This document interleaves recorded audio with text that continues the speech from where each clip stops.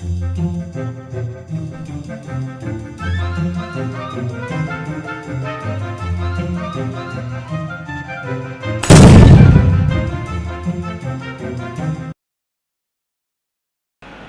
Students, आज हम शुरू कर रहे हैं मैक्रो इकोनॉमिक्स का नेक्स्ट टॉपिक। अब हमने कल जो कवर किया था वो आपको समझ में आ रहा होगा, हम उसी टॉपिक को आगे शुरू करते हैं। कल हमने किया था इन्वेस्टमेंट का टॉपिक शुरू किया था। हमने टॉपिक किया उसके अंदर जो इन्वेस्टमेंट का था फिक्स्ड इन्वेस्टमेंट और इन्वेंटरी इन्वेस्टमेंट, है ना। आज उसी टॉपिक को इन्वेस्टमेंट को ही हम आगे कर रहे हैं, that is net gross investment, net investment, depreciation. आज हम दो कंसेप्ट पूरी करेंगे, ग्रॉस, नेट, डेप्रिसिएशन, और उसके साथ ये तीनों कंसेप्ट के मतलब ये तीनों चीज़ें, और साथ में कैपिटल लॉस वाली कंसेप्ट जो है वो और करने वाले हैं। मेजरली आज हमारे लिए जो नई चीज़ होगी वो डेप्रिसिएशन और कैपिटल लॉस ही है। इन्वेस्टमेंट हम कल भी कर चुके हैं। देखिए, इन्वेस्टमेंट हमने क्या कहा, इन्वेस्टमेंट है एक तरीके से change in stock of capital goods, उन चीज़ों के प्रोडक्शन को बढ़ाना जो कि हमारी असेट्स का हिस्सा बनेंगी, उनको हम क्या कह रहे हैं, इन्वेस्टमेंट। जितना भी चेंज आया है ड्यूरिंग एन अकाउंटिंग ईयर हमारी पूरी की पूरी प्रोडक्शन कैपेसिटी के अंदर, उसी को हमने इन्वेस्टमेंट कहा। इन्वेस्टमेंट ही कैपिटल फॉर्मेशन होती है, ठीक है। असेट्स क्रिएशन भी इसको बोल सकते हो, कैपिटल फॉर्मेशन भी बोल सकते हो, यही इन्वेस्टमेंट है। एक चीज़ याद रखिए, यहाँ हम इन्वेस्टमेंट्स नहीं पढ़ रहे हैं अकाउंट्स में, आप इन्वेस्टमेंट्स पढ़ते हो। यहाँ पर हम इन्वेस्टमेंट पढ़ रहे हैं, इट इज़ ए प्रोसेस है, ठीक है। ये प्रोसेस है और चेंज है। आज का जो हमारा टॉपिक रहेगा वो है gross investment,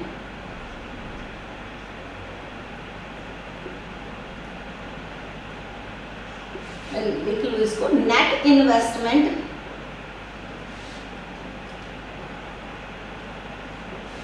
net investment plus depreciation, ठीक है। ये तो इसका की फॉर्मूला है। सबसे पहली चीज ये समझिए, देखिए ग्रॉस इन्वेस्टमेंट क्या है, जितना भी हमारा टोटल प्रोडक्शन हुआ है कैपिटल स्टॉक का या उन गुड्स का जो कि हम कैपिटल गुड्स के नाम से जानते हैं, तो ये तो हमारा हो गया सम total of production of capital goods. Capital goods clear है आप सबको, कि जो हम जिनको असेट्स कह रहे हैं, नहीं जो आगे वैल्यू जनरेशन के लिए असेट्स का ही रोल प्ले करेंगे, जिनके ऊपर कोई वैल्यू एडिशन नहीं होनी, जिनकी हेल्प से वैल्यू एडिशन होनी है। तो सम total of production of capital goods, that is called gross investment. ये सोचिए कि जितने भी पूरे साल के अंदर नई मशीनें बनी हैं, नई मशीनें जितनी भी हम लेकर आएंगे वो हैं, लेकिन ये सोच के देखो जितनी हमने नई मशीनें लगाई, क्या हमारी उतने से ही प्रोडक्शन कैपेसिटी बढ़ी? इस साल में एक और एग्जांपल लीजिए, टोटल जितने भी नई रोड्स बनी वो सारी की सारी किसमें आ जाएंगी, ग्रॉस इन्वेस्टमेंट में। क्या लेकिन जितनी भी रोड्स बनी वो सभी की सभी हमारी कैपेसिटी को बढ़ा देंगी, ट्रांसपोर्टेशन की या सारी चीज़ें जो भी हमारी हैं वो इससे रिलेटेड, क्या उसको बढ़ा देंगी? नहीं। ये भी समझिए, जितनी मशीनें थी वो सारी हमारी प्रोडक्शन कैपेसिटी को नहीं बढ़ाएंगी। कुछ मशीनें आउटडेट भी तो हो गई, वो हमारी प्रोडक्शन कैपेसिटी को रिटेन करेगी। एक ये समझिए, हमने टोटल 100 मशीन्स जो हैं वो नई लगाई, लेकिन हर साल जो है वो 10 मशीन्स जो है वो पुरानी हो जाती हैं। 10 मशीन पुरानी हो गई, 100 मशीन लगाने के बाद भी हमारी प्रोडक्शन कैपेसिटी कितने से बढ़ेगी, 90 मशीन से, क्योंकि 10 मशीनें तो पुराने वाली की जगह रिप्लेस करने में ही चली गई। तो total production of capital goods that will go into either replacement of capital goods जो डेप्रिशिएट हो जाएंगी उसके अंदर चले जाएगा, so replacement of capital goods that will worn out, जो खराब हो जाएंगी, जो डेप्रिशिएट हो जाएंगे, उनको ये 10 मशीन जो है ये आपकी डेप्रिशिएशन में चली गई, और 90 मतलब उनको रिप्लेस करने के लिए चली गई। टोटल 100 मशीन हो गई हमारी ग्रॉस इन्वेस्टमेंट। जितना टोटल चेंज आया 90 का, ठीक है, जितना भी हमारा क्या आया, चेंज आया सारा का सारा, वो हमारा क्या हो जाएगा, नेट इन्वेस्टमेंट हो जाएगा, change in stock of capital goods. सही इन्वेस्टमेंट हम ये कल बात कर रहे थे, नेक्स्ट की बात कर रहे थे, और ये प्लस हो जाएगा जितना भी हमारी रिप्लेसमेंट कॉस्ट है उसको हम यहाँ पर कहेंगे डेप्रिसिएशन।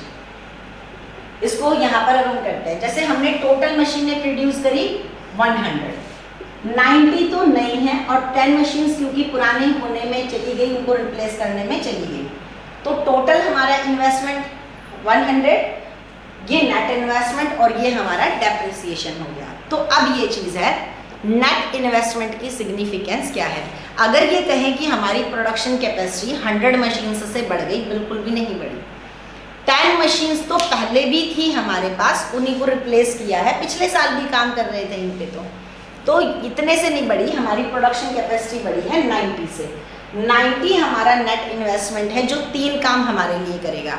हमारी प्रोडक्शन कैपेसिटी को बढ़ाएगा 1, हमारी एम्प्लॉयमेंट जनरेशन कैपेसिटी को बढ़ाएगा 2, हमारा जीडीपी बढ़ाएगा 3। तो कौन कौन सी चीज़ें हो गई इसके अंदर? Production capacity, employment, GDP. Production capacity, employment, GDP, PEG, ठीक है। प्रोडक्शन कैपेसिटी, एम्प्लॉयमेंट और फिर हमारी क्या हो गई? जीडीपी। वो इसकी वजह से बढ़ रही है। तो ग्रॉस इन्वेस्टमेंट, हमने मशीनें लगाई 100 लेकिन प्रोडक्शन कैपेसिटी बढ़ी 90 से, क्योंकि 10 मशीन्स तो हर साल वॉर्न आउट हो रही थी, यूज़ के कारण खराब हो रही थी। 10 मशीनों की कैपेसिटी, ऐसा नहीं है कि इसका फ़ायदा नहीं मिला। ये सोचिए हमारी इकोनॉमी के अंदर टोटल मशीन 1000 थी, हर साल 10 मशीनें खराब हो जाती हैं। अगर हम 10 मशीनों का भी रिप्लेसमेंट नहीं करते तो हर बार हमारी कैपेसिटी जो है वो कम होती चली जाएगी। फिर 10 मशीन मान लीजिए वॉर्न आउट हो गई तो फिर और कम होती चली जाएगी। अगर हम चाहते हैं कि हमारी प्रोडक्शन कैपेसिटी रिटेन भी हो जाए, देखिए इसकी हेल्प से हमने प्रोडक्शन कैपेसिटी जो है, प्रोडक्शन कैपेसिटी है उसको बढ़ाया है, प्रोडक्शन कैपेसिटी को इंक्रीज किया है। लेकिन ये क्यों ज़रूरी है? प्रोडक्शन कैपेसिटी को रिटेन करने के लिए। अगर हम इतना भी इन्वेस्टमेंट नहीं करते ना डेप्रिसिएशन के बराबर भी, तो हमारी प्रोडक्शन कैपेसिटी धीरे धीरे कम होती चली जाएगी। हमारी प्रोडक्शन कैपेसिटी कम हो जाएगी, एम्प्लॉयमेंट जनरेशन कम हो जाएगा, जीडीपी कम हो जाएगा। सो प्रेजेंट लेवल पर रिटेन करने के लिए जो हमें इन्वेस्टमेंट कर रहा है दैट इज कॉल्ड डेप्रिसिएशन, ठीक है। इसको हम कैपिटल रिप्लेसमेंट कॉस्ट भी कह सकते हैं, ठीक है। कंजम्पशन ऑफ फिक्स्ड एसेट्स नाम भी आया है, 3 नाम है इसके। डेप्रिसिएशन आप साथ साथ लिखा करिए और इस चीज़ को रिवाइंड करके जल्दी जल्दी पॉज करके नोट्स भी साथ साथ बनाएंगे ना, तब आपको ये चीज़ें ज़्यादा अच्छा फ़ायदा दे पाएंगी, ठीक है। तो यहाँ पर है कि हमारे ये जो चीज़ है डेप्रिसिएशन के और क्या क्या नाम आएंगे, और आपके ये न्यूमेरिकल में बहुत कंफ्यूज करते हैं बच्चों को। वहाँ पर वो पूछेंगे कि आपने डेप्रिसिएशन ऐड करना बताया था, यहाँ पर तो दिया ही नहीं हुआ, डेप्रिसिएशन दे रखा होता उसमें कंजम्पशन ऑफ फिक्स्ड एसेट्स। तो नाम भी इनके अल्टरनेट नेम जितने भी हैं राइट डाउन दोस नहीं, ठीक है। तो ये है प्रोडक्शन कैपेसिटी के अंदर हमने बताया रिटेन करने के लिए, जिसको डेप्रिसिएशन कह रहे हैं, सॉरी। रिप्लेसमेंट कॉस्ट है consumption of fixed assets, fixed assets हम कंज्यूम कर रहे हैं। तो जहाँ प्रोडक्शन कैपेसिटी को बढ़ाने की बात है, एम्प्लॉयमेंट जनरेशन कैपेसिटी को बढ़ाने की बात है, जीडीपी बढ़ाने की बात है, वहाँ किसका रोल आ जाता है? नेट इन्वेस्टमेंट का। जहाँ उनको रिटेन करने की बात है वहाँ रोल आता है डेप्रिसिएशन का। तो डेप्रिसिएशन जो है हमारा ये टॉपिक हो गया। What is the difference between gross investment and net investment? Here we take sum total of production of capital goods that will either go in replacing or goes in increasing stock of capital. But in net investment, we are going to take only those investment in capital stock that will goes in increasing, not to replacing them. So depreciation will be the part of gross investment, but it will not be the part of net investment. It may give rise to capital stock or it may retain to it, but net investment is going to only increase it. तो ये सिर्फ retain और increase दोनों कर रहा है, यहाँ पर सिर्फ क्या होगा? इंक्रीज ही होगा। तो ये हमारी चीज जो हो गई नेट इन्वेस्टमेंट और ग्रॉस इन्वेस्टमेंट। नेक्स्ट हम कर रहे हैं कंसेप्ट, वो हमारी है आज डेप्रिसिएशन की। तो ये डेप्रिसिएशन हमें समझ में आता है, सब अकाउंट्स के स्टूडेंट्स हो, और 11th के अंदर हम ये टॉपिक बहुत बढ़िया तरीके से पढ़ भी चुके हैं डेप्रिसिएशन का। डेप्रिसिएशन का एग्जैक्ट मीनिंग अगर बताएं तो क्या है? Permanent residual into the value of fixed assets. क्या है? पहला वर्ड बोला परमानेंट। ऐसा नहीं होता कि एसेट्स की वैल्यू कभी गिर गई कभी बढ़ गई, एक बार जब उसकी वैल्यू कम हो गई तो हो गई। सो परमानेंट रेजिडुअल डेप्रिसिएशन ऐसा नहीं होता महंगाई की तरीके से या प्राइसेस के तरह कभी ऊपर जा रहा है कभी नीचे जा रहा है। जैसे लैंड के ऊपर इसीलिए नहीं लगता डेप्रिसिएशन, क्योंकि लैंड की वैल्यू में आज कमी आई है कल बढ़ भी तो सकती है। Permanent residual into the value of fixed assets, सिर्फ फिक्स्ड एसेट्स पर ही लगता है। ये तीनों ही वर्ड इंपॉर्टेंट है। सो परमानेंट रेजिडुअल है ऑफ फिक्स्ड एसेट्स। और इसके पीछे कौन कौन से रीजन होते हैं? इसके पीछे सबसे पहला रीजन है नॉर्मल वियर एंड टियर। हम जो भी चीज़ें जो है नॉर्मल वियर एंड टियर, जैसे जैसे उनको रूटीन में यूज़ करते चले जाते हैं वो उनकी वैल्यू में घिसावट आती चली जाती है, उनकी वैल्यू कम होती जाती है। आप अपनी बाइक का एग्जाम्पल ले लीजिए, आप उसको 1 साल तक चला रहे हो तो उसकी वैल्यू वही नहीं रहेगी, ये डिप्लीट करती जाएगी उसके यूज़ के साथ साथ। तो नॉर्मल जितना भी, तो डेप्रिसिएशन के ऊपर हम बात कर रहे हैं। डेप्रिसिएशन है क्या? डेप्रिसिएशन परमानेंट वर्ड पहला है। दूसरा है residual into the value of fixed assets. अब क्यों आ रहा है? ड्यू टू 3 रीजन हम इसके कर रहे हैं। पहला reason normal tear and wear, हमारी नॉर्मल इस चीज़ को यूज़ करने के कारण उसकी वैल्यू में जो घिसावट होगी वो हो गई। उसके बाद नेक्स्ट है एक्सीडेंटल डैमेजेस, ठीक है, उसको हम यूज़ करते रहते हैं छोटे मोटे जो है, ये हमारी यहाँ पर आ गई। और उसके बाद है एक्सपेक्टेड ऑब्सोलेंस, ठीक है, एक्सपेक्टेड ऑब्सोलेंस। अब ये चीज़ है 3 रीजन की वजह से जो भी फिक्स्ड एसेट्स की वैल्यू में कमी आती है उसको हम क्या कह रहे हैं, ये हमारा डेप्रिसिएशन हो गया। Normal tear and wear, accidental damages, और ये हमारा हो गया एक्सपेक्टेड ऑब्सोलेंस। एक्सपेक्टेड ऑब्सोलेंस जो है वो हमारी यहाँ पर चीज़ें क्या जाएंगी? एक्सपेक्टेड ऑब्सोलेंस है कि लगातार हम जिस टेक्नोलॉजी पर लगातार जो काम कर रहे हैं तो वहाँ पर हमारी टेक्नोलॉजी जो है, चेंज इन टेक्नोलॉजी और हमारे डिमांड का पैटर्न भी बदलता है। जो चीज़ें आज हमें अच्छी लगती हैं हो सकता है कल चीज़ों की तरफ हमारा नज़रिया बदले, हमें दूसरे तरीके की चीज़ें अच्छी लगें। तो टेक्नोलॉजी और डिमांड की वजह से जो चेंज आता है, एसेट्स की वैल्यू कम हो जाती है। कि आपकी बाइक्स वगैरह का ही एग्जाम्पल ले लीजिए, कल के दिन नई टेक्नोलॉजी आ जाएगी तो पुरानी टेक्नोलॉजी की वैल्यू कम हो जाती है। इसी तरीके से अगर हम कहें डिमांड की बात, लोगों की डिमांड बदल रही है। मान लीजिए कल की तरफ लोग ज़्यादा एनवायरनमेंट कॉन्शियस हो जाते हैं, वे इलेक्ट्रिक व्हीकल्स को ज़्यादा पसंद करते हैं बजाय कि कन्वेंशनल फ्यूल वाले व्हीकल्स के। तो वहाँ पर हो सकता है कि इनकी वैल्यू में कमी आ जाए, इनको बनाने वाली मशीन्स की वैल्यू में कमी आ जाए तो वो डेप्रिसिएशन में जाएगा।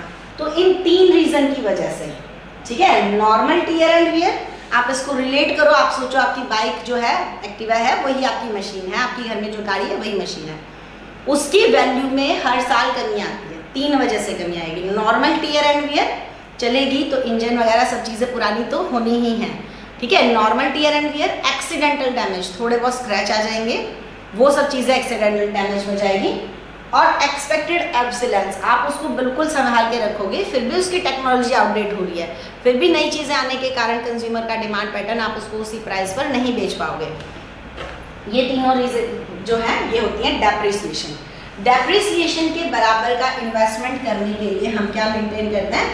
Depreciation reserve fund. Depreciation reserve fund जो है एक फंड है, एक उसके अंदर हम क्या करते हैं, जितना हमारा हमने कंजम्पशन किया फिक्स्ड एसेट्स को, उसके बराबर की वैल्यू हम क्या करते हैं उसके अंदर डालते चले जाते हैं। तो it is a fund to replace worn out assets, it is a fund. तो डेप्रिसिएशन रिजर्व फंड क्या है? एक फंड है, ठीक है, जिसके अंदर हम पैसा किस लिए रखते हैं? So that we can replace worn out assets, ताकि जो एसेट्स घिस जाएंगी, खराब हो जाएंगी, उसको हम रिप्लेस कर पाएँ। इसको हमने क्या कहा? Depreciation reserve fund. What is the significance of depreciation reserve fund? क्यों हम मेंटेन कर रहे हैं? हमने ये कहा हमारे पास 1000 मशीनें थी पिछले एग्जाम्पल में, 10-10 मशीनें हर साल कम होती चली जा रही हैं। 10 मशीनों के बराबर की वैल्यू अगर हम हर साल रख देते हैं तो हमारे लिए मुश्किल नहीं होगी, जब उस एसेट्स की वैल्यू जो है कम होगी हम उसको रिप्लेस कर पाएंगे। अदरवाइज तो वही है, प्रोडक्शन कैपेसिटी कम हो जाएगी, एम्प्लॉयमेंट जनरेशन कम हो जाएगी, जीडीपी कम हो जाएगा, तो वो एक तरीके का विशियस सर्कल जो है, लो इक्विलिब्रियम ट्रैप बोलते हैं इसको, वो शुरू हो जाएगा। तो ये हमारा, इसलिए हमें डेप्रिसिएशन रिजर्व फंड रखना चाहिए कि हम अपनी प्रोडक्शन कैपेसिटी, एम्प्लॉयमेंट और जीडीपी को कम होता ना देखें, उनको कम से कम सेम लेवल पर रखें। तो इसके लिए हम डेप्रिसिएशन रिजर्व फंड रखते हैं। एक छोटी सी कंसेप्ट आती है जिस पर आप समझते हो, एक्सपेक्टेड और अनएक्सपेक्टेड ऑब्सोलेंस। इसको यूँ समझिए, हमने आपकी बाइक का, गाड़ी का या इस सब का एग्जाम्पल लिया, तो ये एग्जाम्पल में ये समझिए, एक तो आपकी गाड़ी है और वो आपकी नॉर्मली जो है डिमांड के चेंज होने की वजह से, टेक्नोलॉजी के पुराने होने की वजह से उसकी वैल्यू में ग्रेजुअली थोड़ा थोड़ा डिक्रीज आ रहा है। दूसरी है, एक हुआ कि बहुत मेजर एक्सीडेंट हो गया, कोई नेचुरल कैलामिटी हो गई, पहाड़ काल, उसमें आपकी गाड़ी फंस गई और पूरी तरीके से डैमेज हो गई। वो तरीके का जो ऑब्सोलेंस है, उसकी वैल्यू में गिरावट है, वो एक्सपेक्टेड नहीं है, दैट इज अनएक्सपेक्टेड। तो यहाँ पर हम समझ रहे हैं दो चीजें। एक्सपेक्टेड ऑब्सोलेंस हमें समझ में आ गया। एक्सपेक्टेड ऑब्सोलेंस ये किसकी वजह से हुआ? चेंज इन टेक्नोलॉजी और चेंज इन डिमांड की वजह से। और अनएक्सपेक्टेड ऑब्सोलेंस, अब भी वैल्यू जो है वो उसकी कम हो रही है हमारी फिक्स्ड एसेट्स की, लेकिन अब के पीछे जो रीजन है वो कोई नेचुरल कोज है। यहां पर ग्रेजुअली रूटीन के अंदर जो है वैल्यू के अंदर कमी आती है, लेकिन यहां पर जो है वैल्यू के अंदर ड्रास्टिक चेंज आता है। एक बार ही बहुत सारी वैल्यू जो है वो कम हो जाती है। एक्सपेक्टेड ऑब्सोलेंस के लिए हम क्या करते हैं? डेप्रिसिएशन रिजर्व फंड बनाते हैं। रिजर्व फंड बनाते हैं, ये डेप्रिसिएशन का ही हिस्सा है, क्योंकि अनएक्सपेक्टेड ऑब्सोलेंस के लिए हम क्या कराते हैं? इंश्योरेंस कराते हैं। इसके लिए आप कोई डेप्रिसिएशन रिजर्व फंड नहीं बना रहे हो, and this will become the part of capital loss. इसको हम क्या बोलेंगे? कैपिटल लॉस है ये, ठीक है। तो नॉर्मली आपकी गाड़ी की वैल्यू में जो कमी आ रही है वो हमारी किस में जा रही है? डेप्रिसिएशन। लेकिन वंस फॉर ऑल एकदम से एसेट्स की वैल्यू बहुत कम हो जाए, वो किस में चली जाएगी? कैपिटल लॉस में, ठीक है। तो ये कंसेप्ट हमारी हो जाएगी कैपिटल लॉस। कैपिटल लॉस जो है वो अलग कंसेप्ट है। डेप्रिसिएशन के बारे में तो हम पूरा पढ़ ही चुके हैं, जो इन तीन वजह से आई। कैपिटल लॉस के पीछे मेजर है एक बहुत बड़ा रिसेशन हो सकता है, या कोई नेचुरल कैलामिटीज हो सकती है, प्राकृतिक आपदा हो सकती है, उसकी वजह से वैल्यू में कमी आए। तो ये सब चीज़ें हो सकती है। और इसके बाद इसको हम इंश्योरेंस से सेफगार्ड करेंगे, इसके लिए हम डेप्रिसिएशन रिजर्व फंड बनाएंगे। So what is the difference between depreciation and depreciation reserve fund? Depreciation हमें सीधा ही पता है कि हमारी एसेट्स की वैल्यू में इन तीन रीजन की वजह से जो कमी आ रही है। डेप्रिसिएशन रिजर्व फंड है जो हमने फिक्स्ड एसेट्स को रिप्लेस करने के लिए रखा है। डेप्रिसिएशन के कारण डेप्रिसिएशन रिजर्व फंड हमें मेंटेन करना पड़ता है। करंट रिप्लेसमेंट कॉस्ट, डेप्रिसिएशन और फिक्स्ड एसेट्स जो है वो हमारे सेम ही टॉपिक चले जाएंगे। आज के लिए जो हमने मेन टॉपिक किया वो किया how gross investment, net investment and depreciation related to each other. एक दूसरे में क्या रिलेशन है, दूसरा नेट इन्वेस्टमेंट की सिग्निफिकेंस क्या है, तीसरा हमने समझा डेप्रिसिएशन है क्या, डेप्रिसिएशन क्यों अराइज होता है, और डेप्रिसिएशन के अल्टरनेटिव नाम मैं फिर से कह रही हूँ, बहुत अच्छे से याद करिएगा, न्यूमेरिकल में हेल्प करेंगे। डेप्रिसिएशन जो है उसको, ठीक है, उन एसेट्स को रिप्लेस करने के लिए फंड्स बनाया, उसकी इंपॉर्टेंस क्या है। एक्सपेक्टेड, दो डिफरेंस आज जरूर याद करिएगा, एक्सपेक्टेड ऑब्सोलेंस और अनएक्सपेक्टेड ऑब्सोलेंस, इनमें क्या डिफरेंस है। और एक चीज़ है कैपिटल लॉस और डेप्रिसिएशन। आज के लिए इतना ही, होपफुली आपको समझ में आया होगा। ठीक से पढ़िएगा। Okay, thank you.